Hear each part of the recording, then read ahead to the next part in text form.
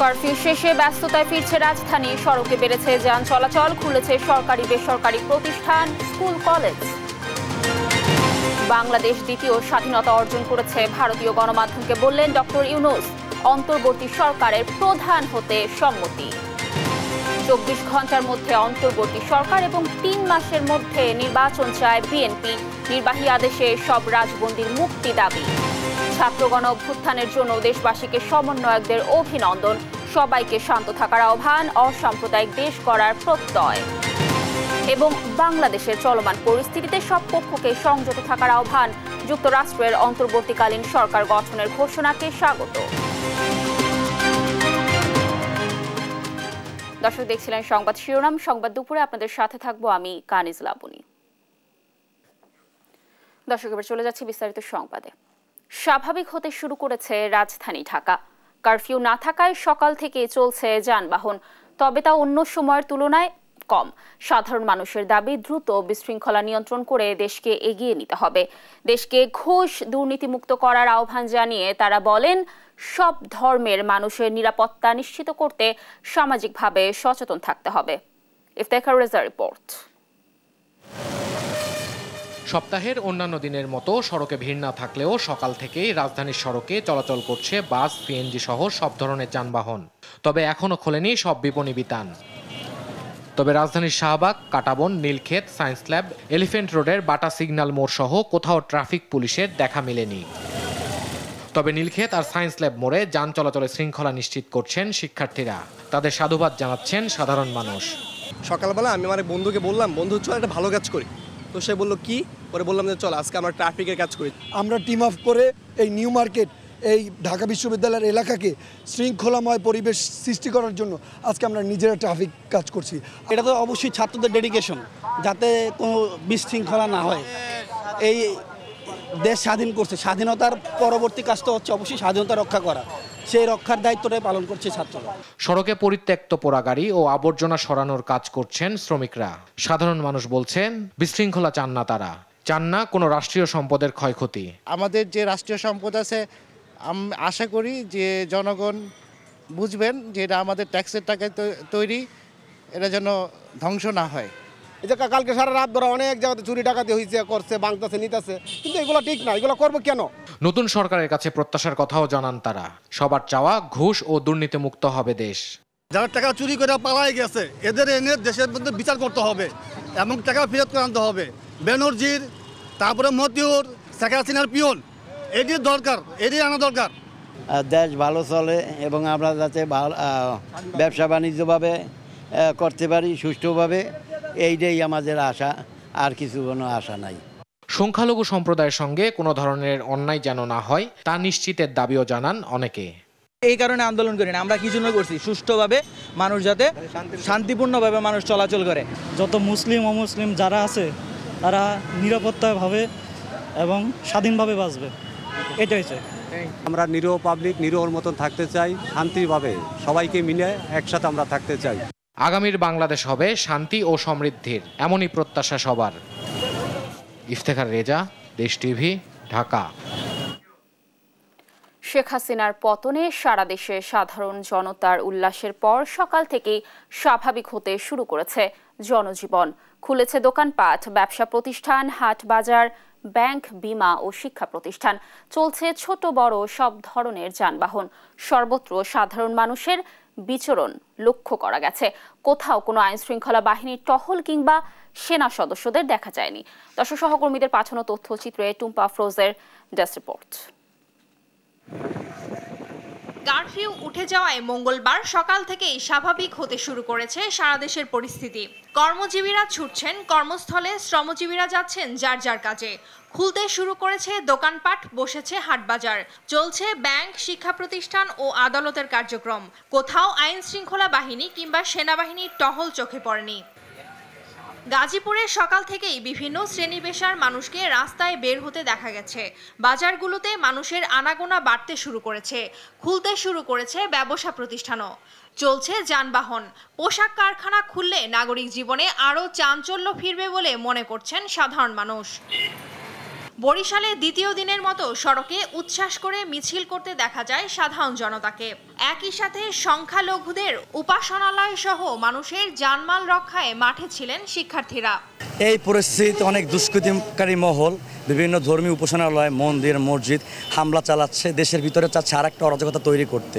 এই অরাজকতা প্রতিরোধ করার জন্যই আমরা সাধারণ শিক্ষার্থীরা এই মন্দিরের সামনে অবস্থান নিয়েছি, যেন কোনো দুষ্কৃতিকারী মহল এই দেশটাকে আর কোনো নৈরাজ্যের পথে নিয়ে যেতে না পারে। খুলনায়ও প্রায় স্বাভাবিক জনজীবন। বাজারগুলোতে উপচে পড়া ভিড়সহ রাস্তায় দেখা যায় যানজট। সরকারি প্রতিষ্ঠানগুলোতেও বেড়েছে উপস্থিতি। আমরা দুর্নীতিমুক্ত সমাজ চাই এবং আমরা খেটে খাওয়া মানুষ, খুব কষ্ট করে খাই। আমরা আলুর কেজি 60 টাকা চাই না, মোটা চাল 50 টাকা কেজি চাই না। আমাকে খাদ্যদ্রব্য কমাইতে হবে, তাতে আমরা জনগণ খুশি। ছাত্ররা আমাদের সুস্থ আইনা দিছে, বাজার ঘাট খুলে দিছে, রাস্তাঘাট সব গাড়ি ঘোড়া চলতেছে। আমরা এতে খুশি। আমরা একটা তত্ত্বাবধানের অধীনে আমরা একটা নির্বাচন চাই। আমরা চাই এই ধারা যেন অব্যাহত থাকে, কোনো কুচক্রী, কোনো দুর্নীতিবাজ আমাদের দেশটাকে আর কালোতে ঢাকতে না পারে, কলুষিত না করতে পারে। স্বস্তি ফিরেছে ময়মনসিংহে। অফিস, আদালত, দোকানপাট খোলায় ফিরেছে কর্মচাঞ্চল্য। এখন দেশের অবস্থা খুব ভালো। আগামী বাংলাদেশটা হওয়ার জিরো টলারের বাংলাদেশ হওয়ার দরকার। এখন মনে করি যে দেশের পরিস্থিতি আর সামনে যা আছে তারা ইনশাল্লাহ ভালোই করবে। আর্থিক অবস্থা মোটামুটি ভালোর দিকে, আগের থেকে ভালোর দিকে। এই কি আমরা মানে ভাড়া মারতে পারি না, লোকজন কম আর কি, এখনো লোকজন বেরোচ্ছে না রাস্তাঘাটে, এই আর কি। অপরদিকে স্বৈর শাসকের পতন হয় বিএনপি সহ অন্যান্য দলের সাথে ময়মনসিংহ প্রেস ক্লাবে বৈঠকে বসেছেন বৈষম্য বিরোধী ছাত্র আন্দোলনের সমন্বয়করা। স্বাভাবিক হতে শুরু করেছে উত্তরের বিভাগ রংপুর। খুলেছে সব অফিস, ব্যাংক, বিমা ও শিক্ষা প্রতিষ্ঠান। উদ্বেগ উৎকণ্ঠায় থাকা সাধারণ মানুষ ঘর থেকে বের হতে শুরু করেছেন। টুম্পা আফরোজ, নিউজ ডেস্ক, দেশ টিভি। সরকার পতনের দ্বিতীয় দিনে রাজধানীর সড়কের পরিস্থিতি জানাতে সরাসরি যুক্ত হচ্ছেন সহকর্মী মাহমুদ হাসান। মাহমুদ, আমরা দর্শকদের যেমনটি জানাছিলাম যে আজ তো কারফিউ উঠে যাওয়ার পর রাজধানী ঢাকা স্বাভাবিক হতে শুরু করেছে, রাস্তাঘাটে যানবাহনও দেখা যাচ্ছে। আপনি সেখানকার কি পরিস্থিতি দেখছেন, আর সাধারণ মানুষই বা কি বলছে? লাবণী, আমি এখন দাঁড়িয়ে আছি রাজধানীর বিজয় সরণিতে। আপনি জানেন যে এটি একটি প্রধান পয়েন্ট, যেখান দিয়ে বেশ কয়েকটা রাস্তার প্রধান জায়গা এটা। তো এই জায়গায় আমরা যেটা দেখলাম সেটা হচ্ছে যে এই জায়গাটা কিন্তু ছাত্রদের নিয়ন্ত্রণে। আমরা রাস্তার কোথাও কিন্তু কোনো ট্রাফিক পুলিশ বা প্রশাসনিক কোনো তৎপরতা দেখিনি। কিছু কিছু জায়গায় হয়তো সেনাবাহিনীর কিছু টহল দেখেছি আমরা, তবে প্রতিটা পয়েন্টে আমরা কিন্তু ছাত্রদের যে তৎপরতা সেটা কিন্তু দেখেছি। তারা গাড়ি ঘোড়া যেভাবে কন্ট্রোল করে প্রত্যেকটা লাইন পার করে দিচ্ছে, এটা সত্যিই তাদের জন্য একটা চ্যালেঞ্জিং একটা কাজ, তবুও তারা সঠিকভাবে সাবলীলভাবে করছে।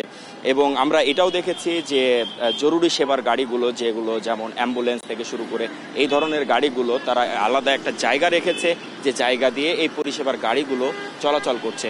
আমরা রাজধানীর বিভিন্ন জায়গা ঘুরেছি, সেখানে আমরা দেখেছি যে অতিরিক্ত যানজট।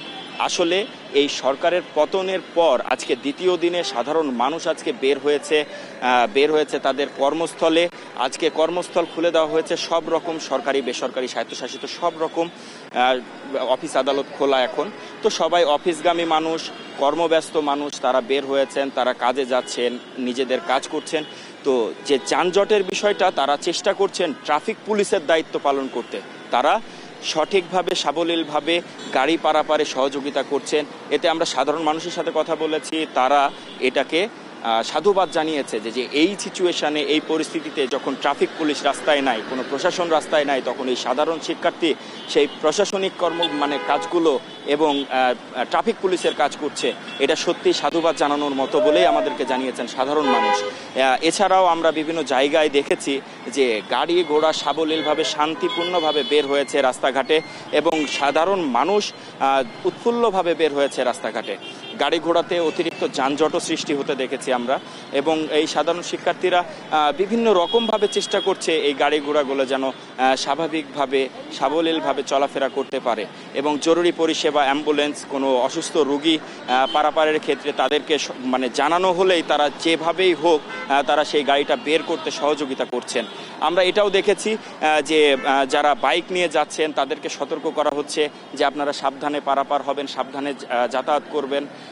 এছাড়াও বিভিন্ন রকম ক্ষেত্রে বিভিন্ন রকম ক্ষেত্রে আমরা দেখেছি যে তারা জানিয়েছেন যে সামনে যারা আসবে ক্ষমতায় তারা যেন জনগণের কথা বলে, জনগণের চিন্তা করে এবং স্বতন্ত্রের কথা চিন্তা করে। লাবণী, বিজয় সরণি থেকে এই ছিল আমার কাছে সর্বশেষ তথ্য। ধন্যবাদ মাহমুদ আমাদের সাথে যুক্ত থাকার জন্য। দর্শক, আমাদের সহকর্মী মাহমুদ রয়েছেন বিজয় সরণিতে এবং তিনি যেমনটি জানাচ্ছিলেন ছাত্ররাই ট্রাফিক কন্ট্রোলের দায়িত্ব নিচ্ছে এবং তারা সেখানে দায়িত্বরত রয়েছে সাধারণ মানুষের রাস্তাঘাট পারাপার এবং সেই সাথে গুরুত্বপূর্ণ যেসব যানবাহন রয়েছে সেগুলো পারাপারেও তারা সাহায্য সহযোগিতা করছে। দীর্ঘদিন অচলাবস্থার পর খুলেছে শিক্ষা প্রতিষ্ঠান ও অফিস আদালত। শঙ্কা কাটিয়ে স্বাভাবিক পরিবেশে ফিরতে পেরে স্বস্তি জানান কর্মজীবীরা। শাহিদুজ্জামান সাকিবের রিপোর্ট। হাসিনা সরকারের পতনের পর খুলতে শুরু করেছে সব ধরনের শিক্ষা প্রতিষ্ঠান ও অফিস আদালত। ক্যাম্পাসগুলোতে উচ্ছ্বাস নিয়ে সরব উপস্থিতি দেখা যায় শিক্ষার্থীদের। আমাদের এখন আমরা স্বাধীন ছাত্র জনতা, ক্যাম্পাসে এখন কোনো আর ভয়ভীতি নেই। আগে অনেক সময় দেখতাম ছাত্রলীগের মাধ্যমে বা বিভিন্ন মাধ্যমে ক্যাম্পাসে অনেক অরাজকতা হতো, আর এখন অরাজকতা নেই। আমরা ভীতিজনক কাজ না করে এবং ছাত্র জনতার যে স্বাধীন, এরা এখন বহিঃপ্রকাশ বইতেছে। আলহামদুলিল্লাহ সব মিলিয়ে খুবই ভালো লাগছে। আগে যেমন ক্যাম্পাসে ছাত্রলীগ ছিল, তারা একটা বৈষম্য তৈরি করতো, এখন তো তারা নেই। এখন বৈষম্য বিরোধিতা গড়ে উঠেছে, তো এখন অনেক ভালো লাগছে। বিভিন্ন প্রতিষ্ঠানগুলোতে দেখা গেছে স্বাভাবিক কার্যক্রম। কাজের চাপ কম থাকায় অর্ধবেলা অফিস চলে সচিবালয়ে। খুবই স্বাভাবিক। বর্তমান যারাই এখন দায়িত্বে আছে সবাইকে আমরা ধন্যবাদ। সব স্বাভাবিকভাবেই চলছে। আমি সরকারি কর্মচারী ছিলাম, কর্মকর্তা ছিলাম। আমার চাকরি শেখ হাসিনা খাইছে। এখন আমরা নেতারা আইছি। সব শঙ্কা ভয় কাটিয়ে স্বাভাবিক হতে শুরু করায় স্বস্তিতে রাজধানীবাসী। শাহিদুজ্জামান সাকিব, দেশ টিভি, ঢাকা।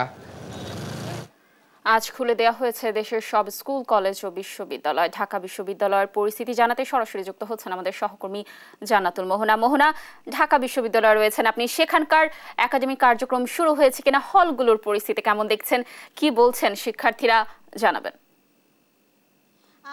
লাবণী, এই মুহূর্তে দাঁড়িয়ে আছি ঢাকা বিশ্ববিদ্যালয়ের স্বাধীনতা সংগ্রাম যে চত্বর, সেই চত্বরে, এবং এই চত্বর জুড়ে কিন্তু দুর্বৃত্তরা হামলা চালিয়েছে এবং এখানে যে মূর্তিরা রয়েছে সেই মূর্তি কিন্তু ভাঙচুর করা হয়েছে। এবং আপনাকে বলতে চান যে ঢাকা বিশ্ববিদ্যালয়ের যে বর্তমান পরিস্থিতি, সেই বর্তমান পরিস্থিতি জানার জন্য কিন্তু আমরা বিভিন্ন হলে ঘুরেছি এবং হলে যে ছাত্রদের সাথে কথা বলেছি। তো হলের এবং বিশ্ববিদ্যালয়ের বর্তমান পরিস্থিতি কেমন, এই বিষয়টি জানতে আমাদের সাথে আছেন বৈষম্য বিরোধী ছাত্র আন্দোলনের সমন্বয়ক মোসাদ্দেক। তো আমরা তার সাথে কথা বলে জানতে চাই যে ক্যাম্পাসের পরিস্থিতি কি, ছাত্ররা কি নিরাপদে হলে থাকতে পারবে কিনা, এই বিষয়টা একটু জানাবেন। জি, আপনি হয়তো ইতিমধ্যে হলগুলোতে ঘুরে দেখতে পেয়েছেন যে শিক্ষার্থীরা উৎসবমুখর পরিবেশে হলে ফিরতে শুরু করেছে। অধিকাংশ হলের ক্যান্টিন বন্ধ থাকলেও হল কর্তৃপক্ষ শিক্ষার্থীদেরকে খাবারের ব্যবস্থা করছে।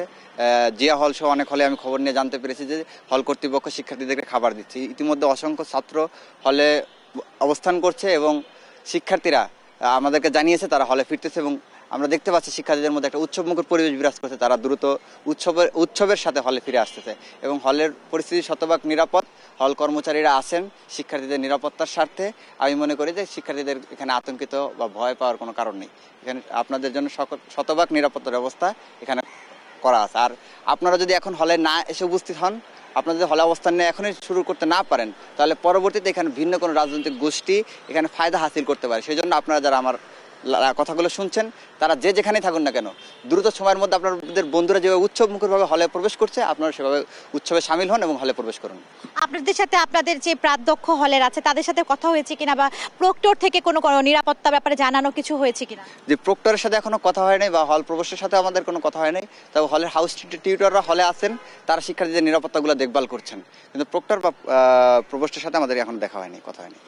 শুনছিলেন যে একজন সাধারণ শিক্ষার্থী ঢাকা বিশ্ববিদ্যালয়ের এবং বৈষম্য বিরোধী ছাত্র আন্দোলনের সমন্বয় যারা হলে বর্তমানে অবস্থান করছেন তাদের মুখ থেকেই ঢাকা বিশ্ববিদ্যালয়ের কি অবস্থা এখন পর্যন্ত।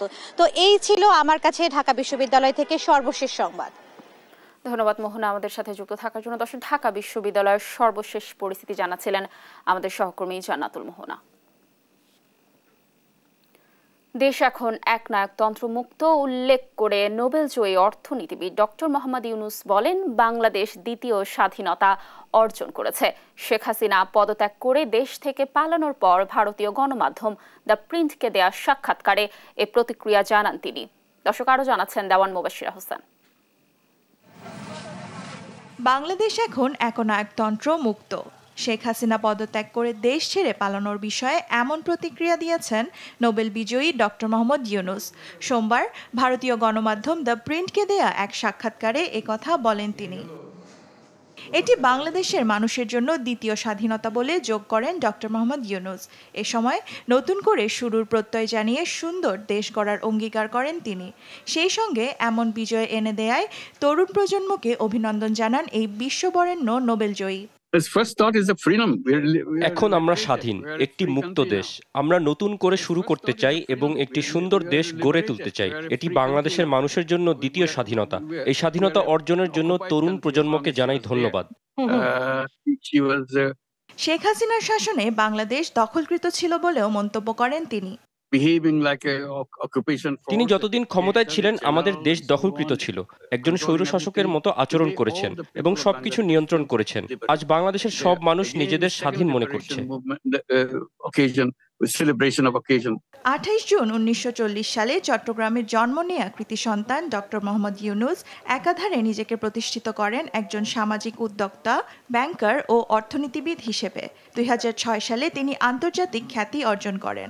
গ্রামীণ ব্যাংক এবং ক্ষুদ্র ঋণ দিয়ে দারিদ্র্য বিমোচনে বিশেষ ভূমিকা রাখায় অর্জন করেন শান্তিতে নোবেল পুরস্কার। তিনি জাতিসংঘ ফাউন্ডেশনের বোর্ডেরও সদস্য। নোবেল পুরস্কার ছাড়াও ডক্টর মোহাম্মদ ইউনূস 2009 সালে মার্কিন যুক্তরাষ্ট্রের সর্বোচ্চ পুরস্কার প্রেসিডেন্সিয়াল অ্যাওয়ার্ড অফ ফ্রিডম অর্জন করেন। সেই সঙ্গে 2010 সালে কংগ্রেসনাল গোল্ড মেডেল সহ নিজের ঝুলিতে তোলেন অসংখ্য পুরস্কার। ডক্টর মোহাম্মদ ইউনূস চলতি বছর প্যারিস অলিম্পিকে ছিলেন বিশেষ অতিথির আসনে। এর আগে 2016 সালে রিওতে অলিম্পিক মশাল বহন করেন তিনি। এছাড়া 2020 সালে অলিম্পিক লরেল নামের বিশেষ সম্মাননা পান খ্যাতিমান এই নোবেলজয়ী অর্থনীতিবিদ। দেওয়ান মুবাশশিরা হোসেন, নিউজ ডেস্ক, দেশ টিভি। এদিকে ডক্টর মোহাম্মদ ইউনূস অন্তর্বর্তী সরকারের প্রধান হতে সম্মতি দিয়েছেন বলে জানিয়েছেন বৈষম্য বিরোধী ছাত্র আন্দোলনে প্রধান সমন্বয়ক নাহিদ ইসলাম। সোমবার রাতে বৈষম্য বিরোধী ছাত্র আন্দোলনের ফেসবুক গ্রুপে এক ভিডিও বার্তায় ডক্টর ইউনূসকে প্রধান উপদেষ্টা হিসেবে অন্তর্বর্তী সরকারের প্রস্তাবনা দেন তিনি। বাকি সদস্যদের তালিকাও দ্রুত দেয়া হবে বলে জানান এই সমন্বয়ক। চলমান অস্থিরতা নিরসনে ডক্টর ইউনূসকে প্রধান উপদেষ্টা করে দ্রুত অন্তর্বর্তী সরকার গঠনে রাষ্ট্রপতির প্রতি আহ্বানও জানান তিনি। সেই সঙ্গে হত্যা, লুটপাট, ভাঙচুর ও অগ্নিসংযোগ বন্ধে ছাত্রদের মাঠে তৎপর থাকারও আহ্বান জানান নাহিদ ইসলাম। আমরা সিদ্ধান্ত নিয়েছি যে সর্বজন গ্রহণযোগ্য আন্তর্জাতিক খ্যাতিসম্পন্ন নোবেল পুরস্কার বিজয়ী ডক্টর মোহাম্মদ ইউনূসকে প্রধান উপদেষ্টা করে অন্তর্বর্তীকালীন সরকার গঠন করা হবে এবং ডক্টর মোহাম্মদ ইউনূসের সাথেও আমাদের কথা হয়েছে। তিনি ছাত্র জনতার আহ্বানে বাংলাদেশকে রক্ষা করতে এই গুরুদায়িত্ব নিতে সম্মত হয়েছে। 24 ঘন্টার মধ্যে অন্তর্বর্তী সরকার এবং 3 মাসের মধ্যে নির্বাচন দেওয়ার দাবি জানিয়েছেন বিএনপি মহাসচিব মির্জা ফখরুল ইসলাম আলমগীর। দেশের বর্তমান পরিস্থিতি নিয়ে দলের স্থায়ী কমিটির বৈঠক শেষে ব্রিফিংয়ে এ কথা বলেন মির্জা ফখরুল। ছাত্রদের প্রতি পূর্ণ সমর্থন আছে জানিয়ে তিনি বলেন, অর্জিত বিজয় রক্ষা করতে সবাইকে শান্ত থাকার অনুরোধ জানিয়েছেন বেগম খালেদা জিয়া।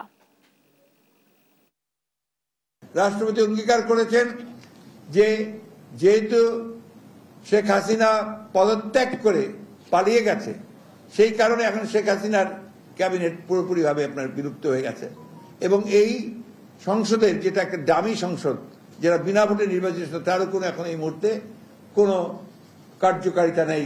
সুতরাং এটাকে 24 ঘন্টার মধ্যে ভেঙে দিয়ে একটা ইন্টারিম গভর্নমেন্ট বলেন বা একটা নিরপেক্ষ সরকার বলেন, তা গঠন করা হবে এবং তাকে 3 মাসের মধ্যে তারা নির্বাচন করে তারা একটা নির্বাচিত সরকারের কাছে ক্ষমতা হস্তান্তর করবে। দর্শক দেখছেন সংবাদ দুপুর।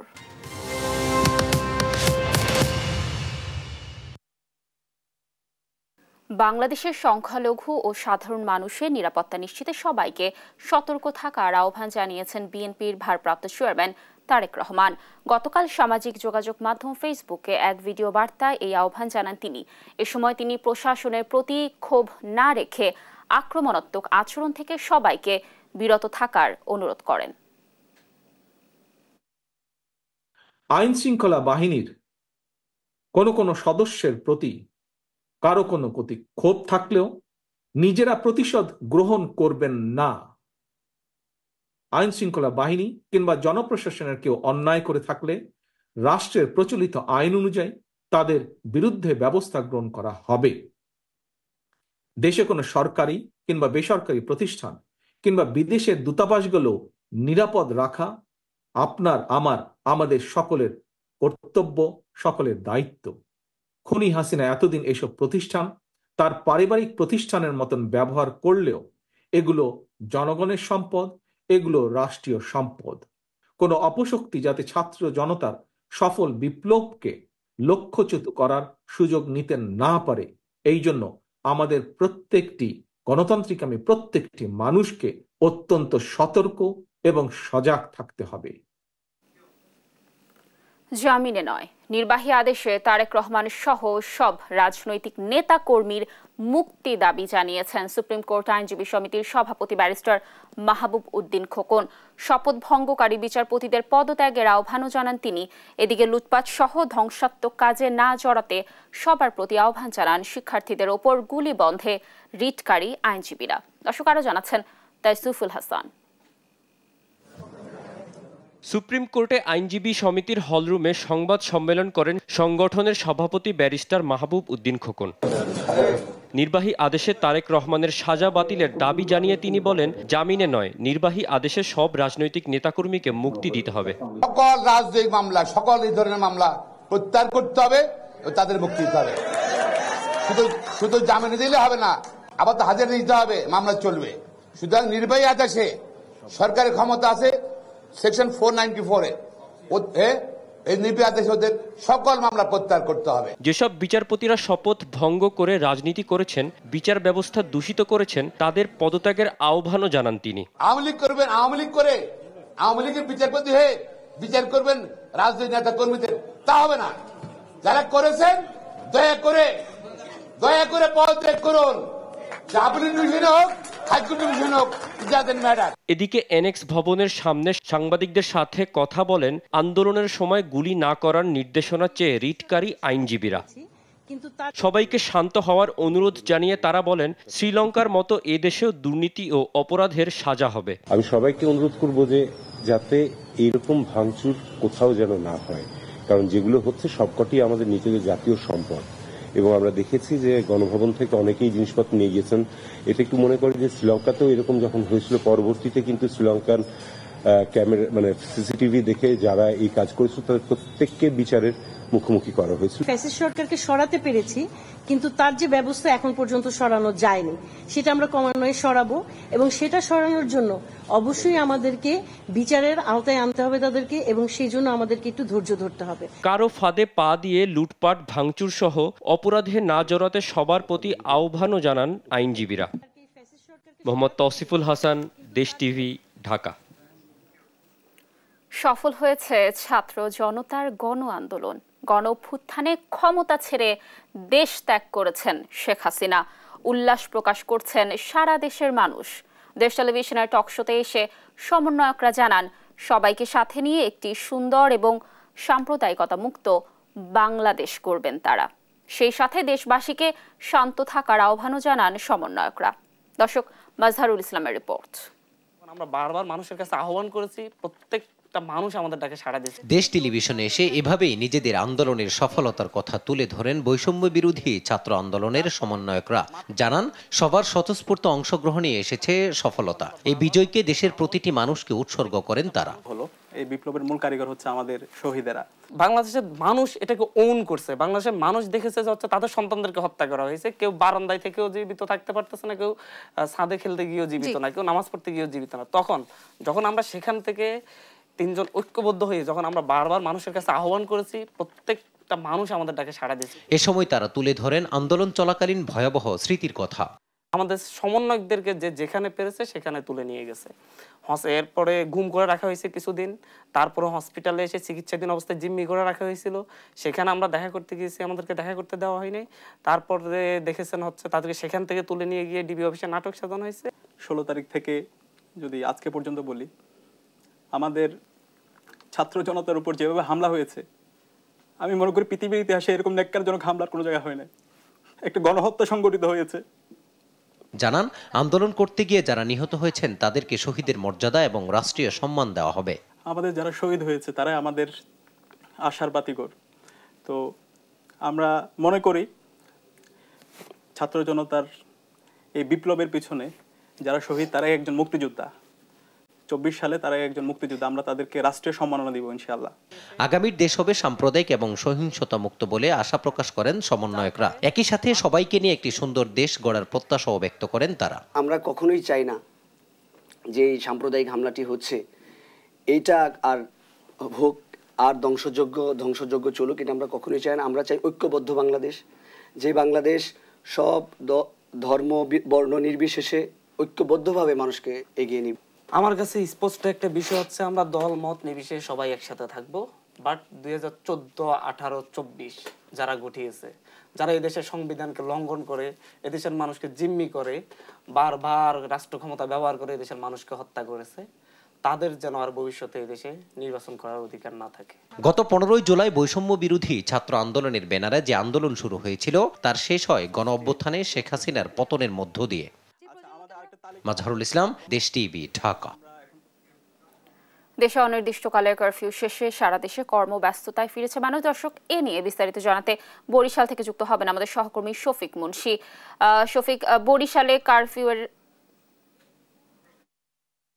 বরিশালে কিন্তু আজ দ্বিতীয় দিনের মতো আমরা যেটা দেখেছি যে গতকাল শেখ হাসিনার পদত্যাগ এবং দেশ ত্যাগকে কেন্দ্র করে কিন্তু মানুষ উচ্ছ্বাস এখনও প্রকাশ করছে এবং আমরা সকাল থেকে আসলে যেটা দেখেছি যে তারা কিন্তু ঢলে ঢলে বিভিন্ন এলাকাবাসী নগরীর নানা প্রান্ত থেকে তারা কিন্তু সদর রোডে ছোট ছোট মিছিল নিয়ে আসলে এসেছিল, তারা উচ্ছ্বাস প্রকাশ করছে। একই সাথে আমরা আসলে যেটা দেখেছি যে নগরীর সাধারণ শিক্ষার্থী যারা তারা কিন্তু বিভিন্ন সংখ্যালঘু সম্প্রদায়ের ধর্মীয় উপাসনালয় সহ সাধারণ মানুষের জানমাল রক্ষায় কিন্তু তারা মাঠে নেমে এসেছে এবং এই যে গতকাল রাতের পর আমরা আজ দুপুরেও একই চিত্র আসলে দেখছি যে আমরা এখন বর্তমানে নগরের সাগরদী এলাকায় একটি হিন্দু ধর্মাবলম্বীদের মন্দিরের সামনে দাঁড়িয়ে আছে এবং সেখানে কিন্তু শিক্ষার্থীরা আসলে সেই মন্দিরটি এক প্রকার পাহারা দিচ্ছে যেন কোনো দুষ্কৃতিকারীরা এখানে কোনো হামলা চালিয়ে দেশে আবার পুনরায় অরাজকতা সৃষ্টি না করতে পারে। আমরা এখানে যে একজন শিক্ষার্থীর সাথে আসলে একটু কথা বলার চেষ্টা করব যে আপনারা কি কারণে মূলত আজকে এখানে দাঁড়িয়েছেন? কালকে যে বাংলাদেশে বিজয় হলো শেখ হাসিনা পতনের মাধ্যমে, এই পরিস্থিতিতে অনেক দুষ্কৃতিকারী মহল বিভিন্ন ধর্মীয় উপাসনালয়, মন্দির, মসজিদ হামলা চালাচ্ছে, দেশের ভিতরে চাচ্ছে আর একটা অরাজকতা তৈরি করতে। এই অরাজকতা প্রতিরোধ করার জন্যই আমরা সাধারণ শিক্ষার্থীরা এই মন্দিরের সামনে অবস্থান নিয়েছি, যেন কোনো দুষ্কৃতিকারী মহল এই দেশটাকে আর কোনো নৈরাজ্যের পথে নিয়ে যেতে না পারে। আমরা আসলে শিক্ষার্থীদের কথা শুনছিলাম। শিক্ষার্থীদের পাশাপাশি কিন্তু বিভিন্ন রাজনৈতিক দল যেগুলো আছে তারাও কিন্তু আসলে এ সংক্রান্ত বরিশাল বিভিন্ন কর্মসূচি, এমার্জেন্সি হেল্পলাইন সেগুলো আসলে চালু করেছে। একই সাথে বাংলাদেশ সেনাবাহিনীর পক্ষ থেকেও কিন্তু তারা টহল দিচ্ছে, তারা শান্তি শৃঙ্খলা পুনরায় ফিরিয়ে আনা এবং আইন শৃঙ্খলা যেটি আছে সেটি সমুন্নত রাখার কিন্তু জোর প্রচেষ্টা চালিয়ে যাচ্ছে এবং তারা একসাথে সাধারণ মানুষ এবং শিক্ষার্থী সবাইকে বলেছে তারা যেন শান্তিপূর্ণভাবে আসলে সহাবস্থান করে এবং বরিশাল তথাপি সারা বাংলাদেশে যেন পুনরায় আসলে একটা শান্তি ফিরে আসে সে ব্যাপারেই আসলে তারা কাজ করে যাচ্ছে বলে সেনাবাহিনীর পক্ষ থেকেও আমাদেরকে জানানো হয়েছে। তো এই ছিল আমার কাছে বরিশাল থেকে সর্বশেষ। দর্শক দেখছেন সংবাদ দুপুর।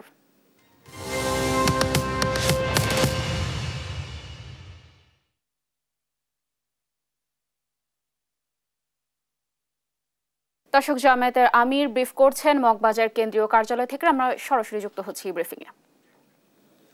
যুবতী ছাত্রী মেয়েরাও সন্ত্রাসীদের হাত থেকে রেহাই পায়নি, তখন থেকেই কিন্তু সংগঠন অন্য মোমেন্টামে চলে যায়।